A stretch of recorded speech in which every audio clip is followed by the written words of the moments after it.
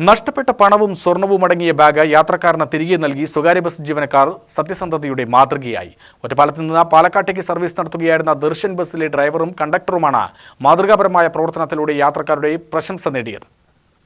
ഞായറാഴ്ച രാവിലെ 9:30 ഒറ്റപ്പാലത്ത് നിന്ന് പാലക്കാട്ടേക്ക് വരികയായിരുന്ന KL 51C 2799 നമ്പർ ദർശൻ ബസ്സിൽ നിന്നാണ് പണവും സ്വർണവും അടങ്ങിയ ബാഗ് ജീവനക്കാർക്ക് ലഭിച്ചത്.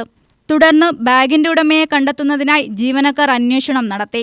അന്വേഷണത്തിൽ നിലമ്പൂർ സ്വദേശികളുടേതാണെന്നും വിവാഹ ആവശ്യത്തിനായി ചെന്നൈയിലേക്ക് യാത്ര ചെയ്യുന്നതിനിടെയാണ് അബദ്ധത്തിൽ ബാഗ് ബസ്സിൽ മറന്നുവെച്ചതെന്നും വ്യക്തമായി.